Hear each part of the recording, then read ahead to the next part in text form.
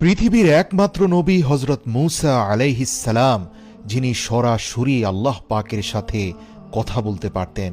একবার এক বন্ধ্যা নারীর ব্যাপারে আল্লাহ তাআলাকে প্রশ্ন করলে আল্লাহ পাক হজরত মূসা আলাইহিস সালামকে বলেন, হে মূসা, এই নারী কখনোই সন্তানের মা হতে পারবে না। আমি তার ভাগ্যে কোনো সন্তান রাখিনি। আমি চাইলে মানুষকে সন্তান দান করি, আবার কাউকে নিঃসন্তান রেখে দেই। হজরত মূসা আলাইহিস সালাম তুর পর্বত থেকে ফেরার পথে সেই বন্ধ্যা নারীকে যখন আল্লাহ পাকের সিদ্ধান্ত জানিয়ে দিলেন যে তুমি কখনোই মা হতে পারবে না, সেই নারী কান্নায় ভেঙে পড়ল। তার অন্তত কয়েক মাস পর হজরত মূসা আলাইহিস সালাম জানতে পারলেন সেই নারী গর্ভধারণ করেছে এবং একটি ফুটফুটে সন্তান জন্ম দিয়েছে।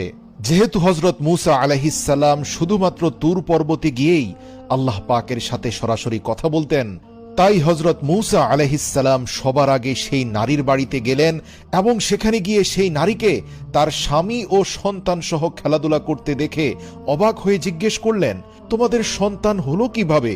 আল্লাহ পাক তো সিদ্ধান্ত জানিয়েছেন তুমি বন্ধ্যা থাকবে। মূসা আলাইহিস সালামের প্রশ্নের সরাসরি কোনো জবাব না দিয়ে সেই নারী একটু মুচকি হাসল। আল্লাহর নবী সাথে সাথে তুর পর্বতে গেলেন এবং আল্লাহ পাকের কাছে প্রার্থনা করে বললেন, ইয়া রব্বে কারিম, আপনি যা বলেন তাই ঘটে।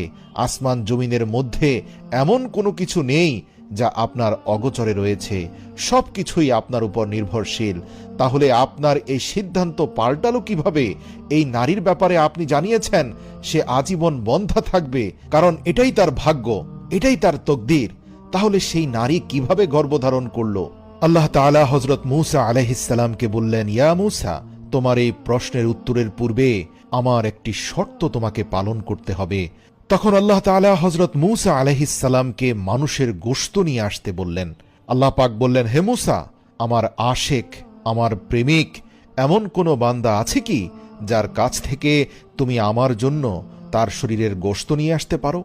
যখন আল্লাহ তাআলা কোনো নবী রাসূলকে কোনো কিছুর হুকুম দিতেন, তখন কেউ আল্লাহ তাআলার কাছে কোনো প্রশ্ন করতে পারত না। অর্থাৎ এই যেমন ধরুন, হে আল্লাহ, আপনার কেন মানুষের গোশত প্রয়োজন, অথবা আপনি আমাকে এমন হুকুম দিয়েছেন এর ফলে রক্তপাত হতে পারে, এ ধরনের কোনো প্রশ্ন করার সুযোগ নেই।